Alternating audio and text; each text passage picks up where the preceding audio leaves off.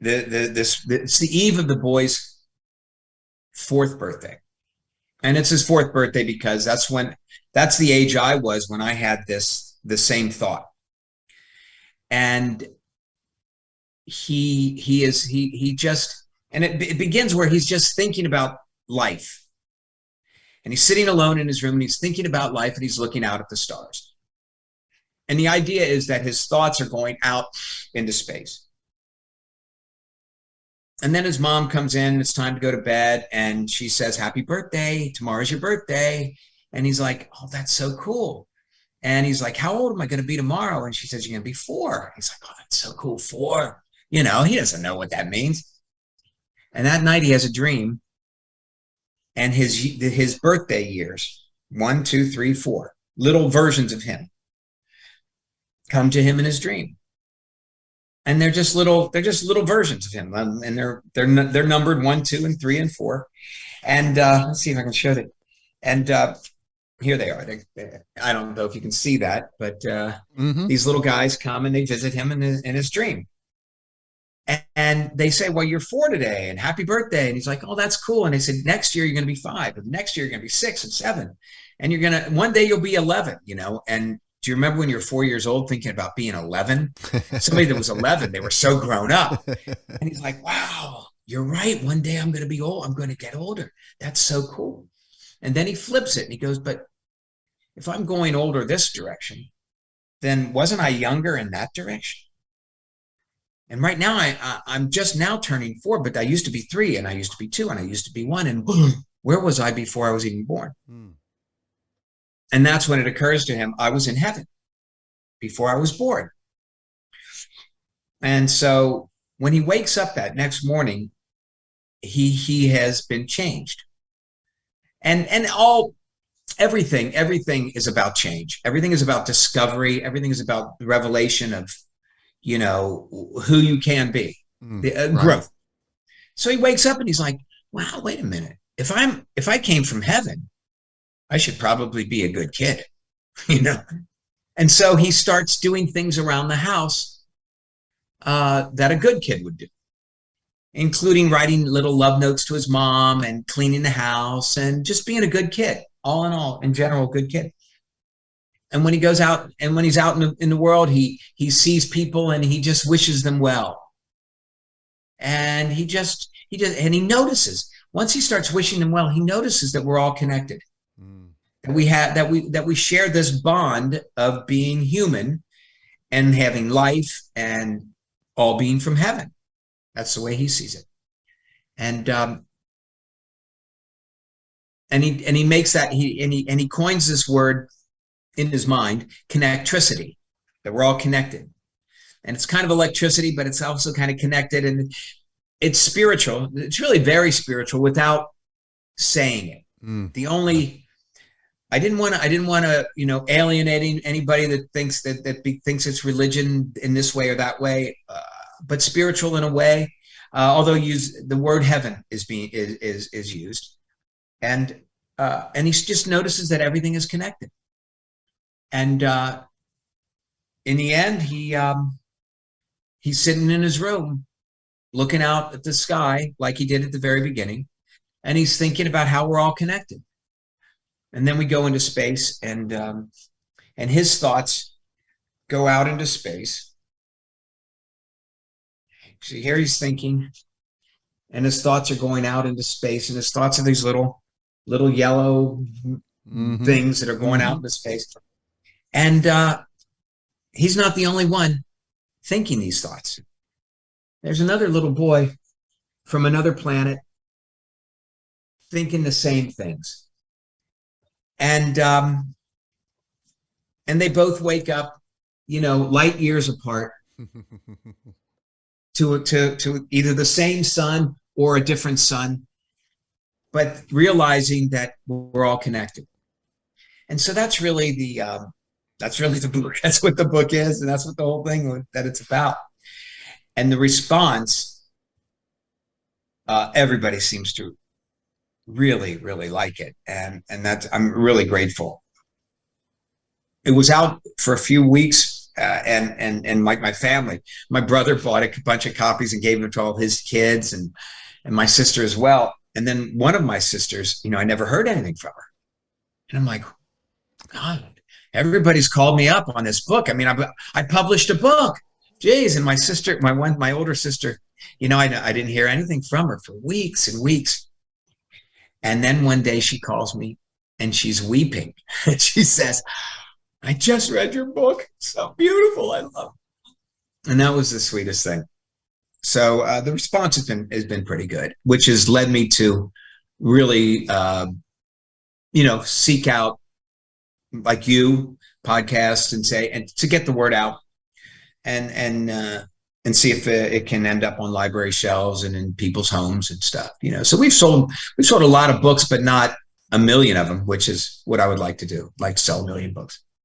Now, for you, the story of the book, this is also something I think that all too often we're always talking about our differences. That's all we hear on the news in everything is how different everybody is. But I love the premise of this book because we're so much alike. I mean, you're talking about the likenesses that we have and what's it going to take for us to focus? And I think that's what it's going to take for us to grow closer together again. I mean, we always talk about, the way the US was back 20 years ago when everybody loved each other and all that. What's it going to take for us to get to that point again? Yeah, I think inclusion is really what it's all about. And, of course, some big buzzword now, of course, is diversity. And we go, yeah, well, we are all diverse, but we're individually diverse. Right. And you and I we're put in the same category, but you and I are as different as night and day. And I don't know you, but I know that about you. And that's beautiful. And yet we are so much the same. We have the same needs. We have the same desires. We all want to be loved. We all want family. We all want, to be able to pay the bills, and so there's a lot that ties us together. In these one-man shows that I do, and it started out with Edgar Allan Poe many years ago. And I do Einstein. I do George Burns, if you're young enough to remember George Burns. Yes. I do Audie Murphy. I do Houdini. I do a one-man show where I escape from a straitjacket and I swallow needles. Oh, my God, it's crazy. But people love that. But what people really love is this thing that connects us. That's why they love it. They love Poe because he's out there. Yeah. And he writes stories that really shake you up. But you identify with the out there part, or you identify with how much you love scary stories, or you identify with his pain. Yeah. He lost a lot of close friends and family to tuberculosis, and tuberculosis is a long, painful disease. And in the show, I explain that. I go through that, and people can identify with that. And identifying is the same thing as finding those common things, that we were all right together. Same thing with Einstein. Same thing with all these characters. People watch these one-man shows and they go, I'm like that, in my own way. Or it reminds them of something. I did George Burns not that long ago. A woman came up to me just bawling. And she had recently lost her father. And she was an older woman. So her father was very old. And of course he loved George Burns, and she remembers as a kid, sitting around the TV and watching like those TV specials or watching him on this show. And she said, we just loved him. And so that brought back those memories. Again, things that connect us, right. And I think any good creative project should be more about what it is that we share rather than what it is that keeps us apart. I think there's an industry that makes money by forcing us apart on any level they can. But I'm working on the other end of that. Now you talked about the one-man show and how it touches others. Now, whenever you're delving into a personality, a character, or something like that. How surprised are you whenever you learn new things about yourself chasing that character? That's interesting. So I'll share with you the Houdini. I didn't want to do Houdini. And I've got magician friends and they love my shows and they're like, dude, you should do Houdini because I'll teach you some magic and your one-man shows are so great. And I'm like, Houdini. But Houdini was so driven, Yeah. driven to be successful.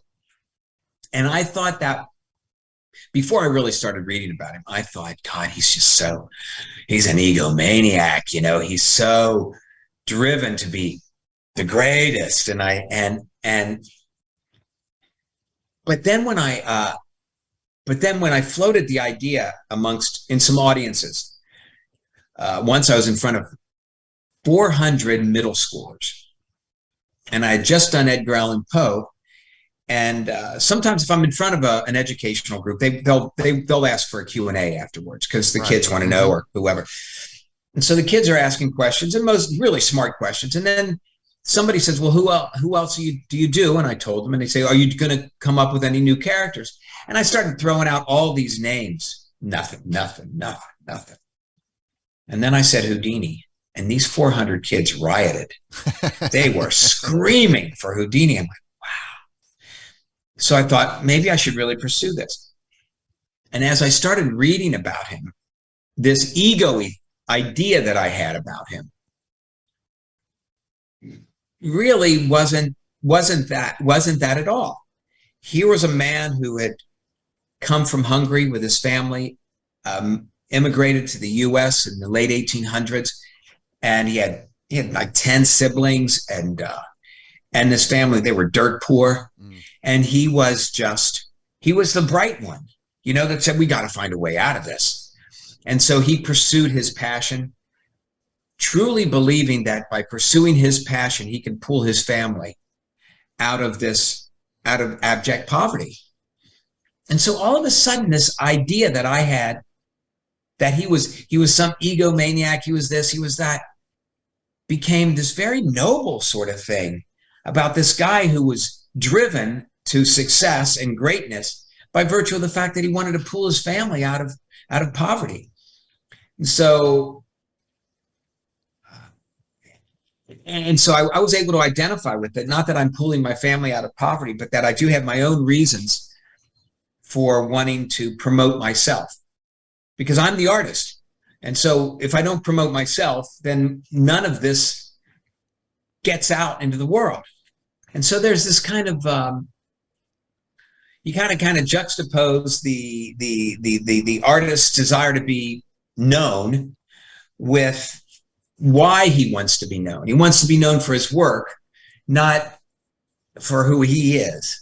Like, I don't care if anybody knows who I am. I want you to know what we did, what we created, So I learn a lot about myself doing all of these, I do Einstein, and I learn just how smart he was and how, God, mind-boggling he makes me feel. So, I just lost your audio. What is it about a new character that really makes them a pick, or is there something particular that really tickles your fancy, if you will, about taking on a new character? The exploration of who they are, always. What's also interesting is how they this is going to sound weird, but I think you'll understand how they react to my wanting to do them. Now, all of these characters are long gone, past. Mm-hmm. Mm-hmm. But there is a dynamic that occurs every time I pick up a biography if I'm seriously thinking about doing this person.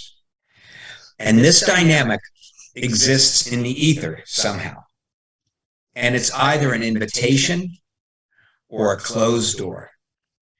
A couple of years back, perfect example. A couple of years back, I was thinking of doing there are 3 or 4 characters I was thinking of doing at the time. So I'm reading biographies on Vince Lombardi, on Groucho Marx, on Charlie Chaplin, and somebody else. And I'm loving this, and I have all these ideas about Vince Lombardi. I'm loving this. And I have these ideas about Groucho, but I'm having some resistance. And I'm having these ideas about Charlie Chaplin. And I'm reading 3 biographies at the same time. And this is the way it is. You know, you got half a dozen books half open, laying all over the place. And the further I get into the Groucho book, the more I'm feeling that Groucho from his grave is saying, no, I don't want you to do a show about me for whatever reason. With Vince Lombardi, exact same thing. I'm like, why am I feeling this? You know, where is this feeling coming from? And I'm doing Edgar Allan Poe. Poe gets booked in a lot of, because he's a literary character, he gets booked in a lot of universities, schools, and libraries. Right. Because it's an educational thing. So I'm in a library someplace in Northern California on a Saturday morning, and I get there early. And if you go to libraries, you notice that a lot of libraries have little bookstores where they get rid of all their excess books. And I have some time, so I like to go into those bookstores. So I walked in, and they usually have 300 books. That's about how many books are in this little bookstore. And they'll have a little biography section, and I think maybe between 8 and 10 biographies. That's the typical library's got 8 to 10 biographies in the biography section. They got 80 million copies of some Michael Crichton book, you know, but they've got 10 biographies. And I always go and see, well, what do they got? Because the books are a quarter, you know. So I walk in, and I look up on the shelf, and there's a book about George Burns. And I go, God, I love George Burns. What an interesting character he is. So I buy the book. 1 week later, on another Saturday, I'm in another city, going to do Edgar Allan Poe at a library. I walk in, I go, I think I'll go to the bookstore. I walk in. They've got 8 biographies. One of them is about George Burns, and it's a different book. And I go, God, that's it. That's funny. I thought George Burns would be an interesting character to do. I buy the book. Scott is my witness. The 3rd week, on a Saturday morning, I'm in another city. I'm still going to do Poe. I walk in, and I go, I'll go into the bookstore. I start walking in. As soon as I get into the door, I stop. And I say, wait a minute. And I actually look down at the ground. I'm like, I don't even want to see. But if there's a George Burns book on this shelf, that's really a sign. So I walked up. Literally, there were 8 biographies on that shelf. A different George Burns book. A different one. I'm like, okay. And then I said, this is what I want to do. Because I knew how much fun he was. Right. And just how much fun he would be to do. And I'll tell you, the road to do him was difficult. You can do Poe, because nobody knows what Poe really sounded like. You know, you gotta ascertain that. You gotta kind of make a guess about certain things, educated guesses about how he behaved. But George, I mean, people grew up, they know how he is, you know, they know what he sounds like, they know how he holds that cigar, you know, they know all this stuff. So that became more of an impersonation rather than, and the music was nearly impossible to find. And he used to joke, he said, I'm taking all my sheet music with me when I die. And honestly, nothing existed. There's a place here in Hollywood, they say they can get any piece of sheet music that was ever written. And I had a list of George Burns songs, and I went down and I gave them to him, and she even recognized the song. She said, oh yeah, George Burns used to sing these songs. I go, yeah. She called me up a week later, she goes, one of the songs was written by Marvin Hamlisch, right? The great Marvin Hamlisch. Mm-hmm. She said, I just got off the phone with Marvin Hamlisch's estate, and they don't have a copy of this music. Wow. I'm like, so I had to get all, I had to get all of that music created by a brilliant musician who just watched the video and then wrote everything out. So that whole process took a long time, but that was because it was an invitation from George to do it. Mm. And I don't know if that answers your question or not. That's really cool. That's really cool. Very cool. And so all of these characters, they teach me something. They teach me something. Because you realize, well, biographies, whenever you read a biography, you learn something, and you learn something about yourself. And I think that's what life is about. And certainly what the creative process is about, is uncovering these things within yourself that hopefully will help someone else. I mean, Shakespeare wrote Hamlet so that we don't have to, go through that. You read it, you go, I learned your lesson. Thank you. I won't have to kill everybody in my family and die myself in some miserable death, Maybe we can all learn.